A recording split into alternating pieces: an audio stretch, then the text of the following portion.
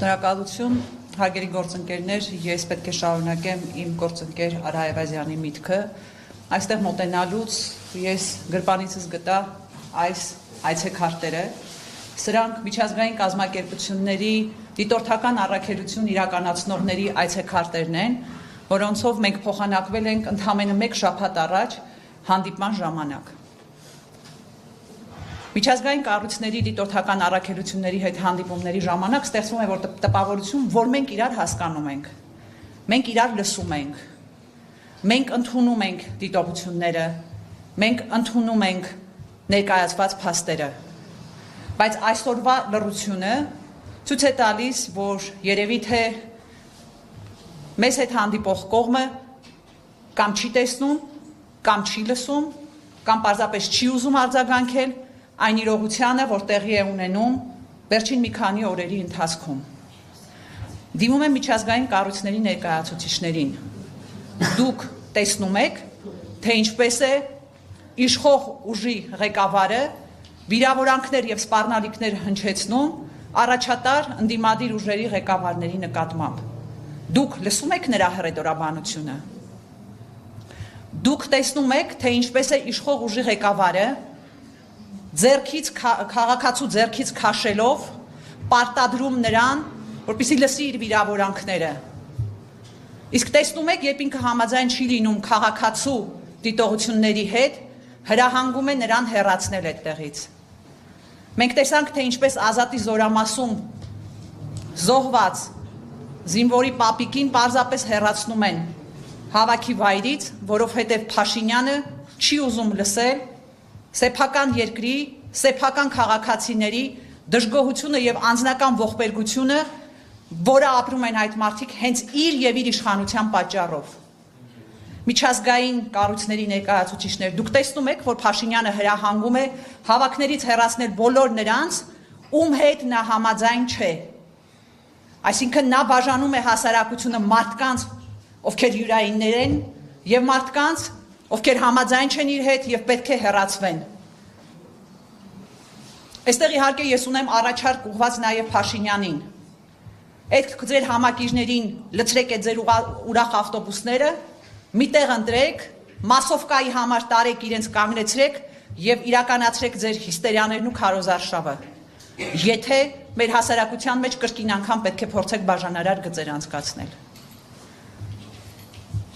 Միջազգային հանրության, միջազգային կառույցների մեր ներկայացուցիչների ուշադրությունը ուզում եմ հրավիրել այն հանգամանքի վրա, որ այս նախընտրական քարոզարշավը աչքի ընկավ նաև նրանով, որ քարոզարշավը արժեցավ մարդու կյանք։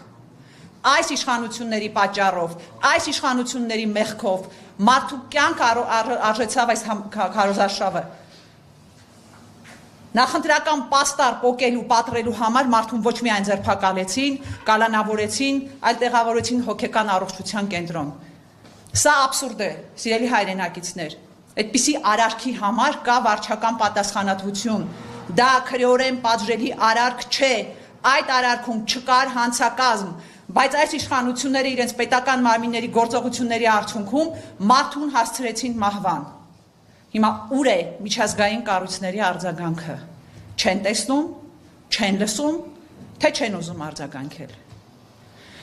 Ուզում եմ իրավապահների ուշադրությունը գրավել հետևյալ հարցին. դուք քրեական օրենսգրքի 329 հոդվածի մասին որևէ բան գիտեք։ Դուք կարդացել եք այդ հոդվածը։ Եթե կարդացել եք, ապա շրջվեք նայեք վարչապետի խոսույթը։ Եթե կարդացել եք, ուրեմն վարչապետի գործողություններից յուրաքանչյուրը այդ հոդվածով քրեական պատասխանատվության համար հիմք է ստեղծում։ Սիրելի հայրենակիցներ, մեր որդեգրած սկզբունքը եղել է հետևյալը. լինել հանդուրժողական, քաղաքական քննադատության հանդեպ։ Եվ շատ հաճախ իշխող ուժի ղեկավարի արտահայտությունները, վիրավորանքները եւ սպառնալիքները փորձել ենք տեղավորել քաղաքական գործընթացների շրջանակներում։ Դե ասում ենք մարդ է, թող խոսի քաղաքական գործընթացներ են, բայց կան կարմիր գծեր, որոնք հատել չի կարելի։ Եվ այդ կարմիր գծերը հատելը ենթադրում են հակազդեցություն։ Եվ ես ձեզ վստահեցնում եմ, որ վերջին հայտարարությունները, որոնք արվել են լրտեսության կամ օտարերկրյա գործակալ լինելու հետ կապված, ստանալու են իրավական պատշաճ հետևանքներ։ Նախաձեռնվելու է իրավական գործընթաց եւ ի վերջո այսպիսի սուտ ինֆորմացիա տարածելու համար ենթարկվելու են պատասխանատվության։ Եվ վերջում ուզում եմ եւս մեկ հանգամանքի մասին եմ ուզում խոսել, ելի հրավիրելով միջազգային կառույցների ներկայացուցիչների ուշադրությունը։ Մենք անընդհատ ստանում ենք ահազանգեր այն մասին, որ տարբեր ոլորտների մասնագետներին, բժիշկներ, ուսուցիչներ, չգիտեմ, մանկապարտեզի աշխատողներ եւ այլն ստիպում են, որպեսզի իրենք մասնակցեն իշխող ուժի նախընտրական քարոզարշավին։ Սիրելի հայրենակիցներ, ես ձեզ չեմ կարող հորդորել գնալ լուրջ հակազդեցության, կոշտ հակազդեցության։ Պարզապես կարող եմ հորդորել հունիսի 7-ին անպայման գնալ ընտրության եւ կատարել ճիշտ ընտրություն։ Հիշեք, որ չկա Նիկոլի Հայաստան, կա կամ Նիկոլ, կամ Հայաստան։ Եվ վերջում ուզում եմ դիմել մեր այն քաղաքացիներին, ովքեր ասում են, որ իրենք քաղաքականությամբ չեն զբաղվում, հետևաբար իրենց ոչ հետաքրքիր է այս ամբողջ նախընտրական քարոզարշավը եւ ոչ էլ հունիսի 7-ը։ Ուզում եմ նրանց հիշեցնել, որ 2023 թվականի էթնիկ զտումը եւ Արցախի կորուստը հենց իրենց քաղաքականությամբ չզբաղվելու հետևանքն է։ Հետևաբար ինքներդ որոշեք։ Եթե չեք զբաղվում քաղաքականությամբ, ուրեմն համաձայնեք, որ 300,000 ադրբեջանցի գա եւ բնակվի ձեզ հետ։ Գա եւ բնակվի Ադրբեջանի սպեցնազի ուղեկցությամբ։ Այն որ ասում են գալու են բնակվել, այլ մոլորակում չեն բնակվելու, ձեզ հետ ձեր կողքին են բնակվելու։ Այդ ժամանակ խնդրում եմ չասեք,